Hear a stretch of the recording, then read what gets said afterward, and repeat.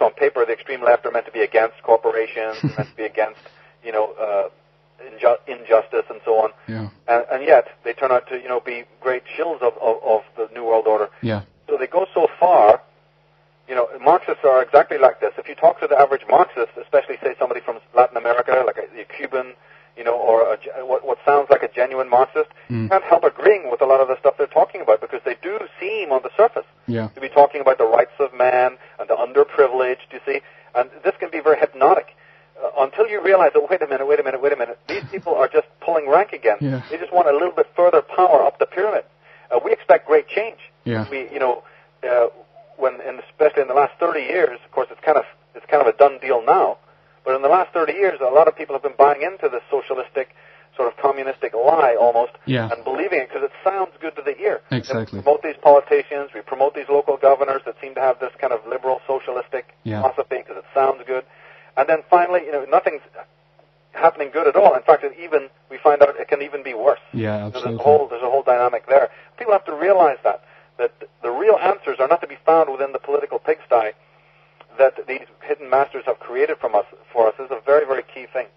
But people are so attached to their philosophy in that sense. I mean, I have several examples myself when I encounter people who lean towards. I mean, there's nothing wrong with it, but they're leaning towards the left, and as soon as I begin to expose some of the stuff that is the history of how the communists came about and who financed Lenin and all this stuff and the revolution over in Soviet Union, and it's always like I'm not allowed to touch on those subjects or areas because they are almost sacred. It's a religion basically for them. Well, isn't that what we just said a few minutes ago about the narrow-mindedness of people who belong? Yeah. The moment that you belong to something, or you identify with something, you basically closed off your mind. And there you go. I mean, communist Russia, the bombs and the empty shells of planes were all, put there by Arm & Hammer and the Zionists of America. Yeah. They were put there. They claimed to be a communist country, yet John D. Rockefeller and the Rockefeller brothers were giving standing ovations in Moscow's first bank. The first bank of Moscow is a Rockefeller bank. Yeah. And when Rockefeller used to drive up to that once a year, he used to go and visit, there'd be a standing ovation. The streets, people would come out of their houses and give him a standing ovation and give him applause. This is known. This is a fact. Yeah. Then we'd find out that the whole communist lie has been funded from New York. This has been proven by people. It's irrefutable. Yeah. So there's a contradiction, and I can point out several more. In fact, if we have a few minutes, like 5 minutes. Sure, go ahead. It's very important to point out these contradictions. Let me give you one. I got about 5 of them that I know off the top of my head. One is that, for instance, like we've been saying or be hinting at other shows, that those people who call themselves Jews today, completely irrationally, contradictorily, imagine that they actually are descendants of people from the Holy Land. Yeah. Even though there's not a shred of evidence for that fact. Since we know, even Jewish rabbis are very, very, the ones who know their history, know full well that 80% or more of the Jews that are living today are actually from the Ashkenaz Jews of the Caspian Sea, and therefore were of Mongolian Turkish stock. There's no connection whatsoever to what they call the Judaism of the Holy Land, and are in fact religious converts. And even the 30%, the 20% left over of so-called Sephardic Jews, who they're the ones who always make the big statement that they are, connected to the original tribe of Benjamin. That's all mostly, wishful thinking. Yeah. That group has difficulty tracing themselves back further than the 17th century. There's almost no Jewish family who can actually do it. In fact, but of course in their head, it's a different story. Yeah. We have Jewish people today thinking that the state of Israel is really something, that they inherited from the past. That's contradiction number one. I can think of another one. There was, if people are taking notes, they better write this stuff down because they're pretty heavy. One is that remember the Protestant takeover of England? Yeah, sure. The famous Battle of the Boyne, the whole concept of King William of Orange. Yeah. Fighting the Stuarts.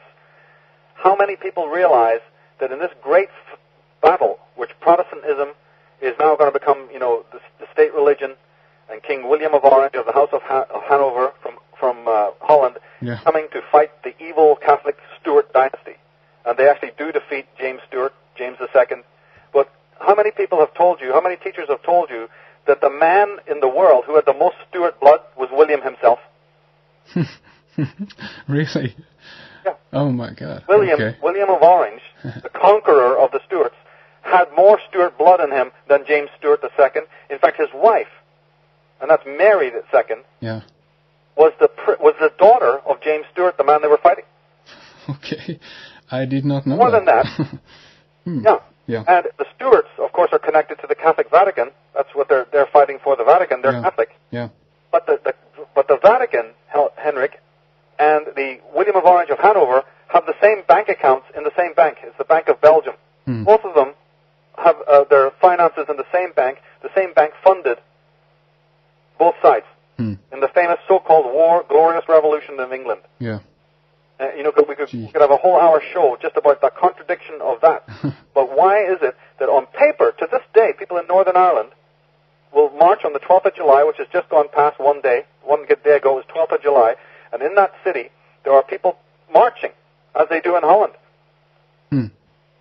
because they believe that the Protestants dominated, the Stuarts. And yet, both groups were of the same family, and the battles that they engaged in were purely ritualistic. What a contradiction. Yeah. Another contradiction. Oh my God. Yeah. The British people, of course, fought the Germans in 2 world wars, no less. Yet, they're both from the same Anglo-Saxon race. Germans and Britain couldn't be closer connected racially. More than that, in the Second World War, that was the time of the Windsors, the Royal Windsors. Yeah. The Windsor family are Germanic. They're from Saxe-Coburg. The Queen's cousin was the Kaiser. Yes. So Britain, in fact, her own father could barely speak a word of English. Okay, this is Elizabeth, the Queen now. Yeah. Her grandfather was called George the Fifth, for those who don't know, right? His 2 fathers were insane. They were completely mad. They had to be locked up. But George the Fifth could hardly speak a word of English. He was German. And Elizabeth's own father, remember? Yeah. George the Sixth. He took over from Edward the Seventh when Edward the Seventh, remember the famous abdication when he married the Catholic Mrs. Simpson from America? No, remind me. What was this? Well, it's not important, but okay. The whole point is that this family, George the Sixth and Queen Elizabeth the First and their grandfathers, were of the House of Saxe-Coburg, which is resident in Germany, Belgium, and Holland. Yeah. Yet England, which is an Anglo-Saxon race, is suddenly in 2 world wars with Germany, their cousins, their racial cousins. Yeah. And the royal family of England is German. Yeah. What is mad wrong with this picture? And then worse. Coming from an Irish point of view, here's another incredible, sick contradiction. Though the English had persecuted the Irish for centuries, right, reducing their population, to a fragment, I believe that the famine was artificially created, so, we have 2 million people dying of starvation out of 8 million. 2 million others had to immigrate because of the poverty. Yeah. Ireland loses 4 million people to a famine. Yeah. They'd already been put through the most severe penal laws that ever you could imagine existed in Europe. Yeah. We have the famous Statutes of Kilkenny, which oppressed them, which banned the whole of Celtic culture. In future shows, we're going to go into that when we talk more on the Irish connection here. Yeah. But the Statutes of Kilkenny were to repress the Celtic culture, right? They literally banned any Celtic culture. The English taxed the air. They took away the Irish most basic rights, and they decimated the population. They let loose people like Cromwell, who killed thousands and thousands of people, and so on and so on and so on, right? Yeah, yeah. What do we find in the Second World War? The Irish are joining English battalions to go and fight Germany in the First and Second World War. The Irish have battalions like the Irish Guards. Yeah. What are we looking at here? Look at the insanity of human beings. And the Irish are going to fight with England against an enemy that's done Ireland no harm. Fighting for those who have decimated their country. Yeah. Okay? We get the picture of the human ignorance? Oof, my God. There was a few people who didn't, buy into that, like Errol Flynn. The idea is that he was a spy for the Germans and so on and so forth. So I'm not saying all Irish are implicated in this, but the mass of Irish people support their own destroyers against an enemy that had nothing to do with hurting them at all. Yeah. So, I mean, we come up more to date. Yeah. I got 2 more examples of this. Yeah, please go ahead. In Germany, the Nazis claimed that their chief enemy, Because everyone says it was the Jews, the Jews, the Jews. No, no, no, no. Long before the Germans, the Nazi Party, ever start complaining about the Jews, and you can find this out if you read Hitler's book, Mein Kampf, his greatest adversary in the book, to his mind, was the German aristocracy. Okay, and anyone who studied the Second World War knows this, that he had a major peeve with the German aristocracy. Yeah. What do we see happening 5 minutes later after the German, becomes chancellor? He's in league with the German aristocracy. They go on a ship, and they actually sign a deal with Hitler that turned out to be the Night of the Long Knives, in which the aristocracy signed a deal with the Nazis saying that we will help you and fund you and promote you and give you what you want if you go around and kill all the enemies, kill all of our enemies. Like wipe out the leaders of the army, like people like Ernst Röhm, you see, and all these other adversaries.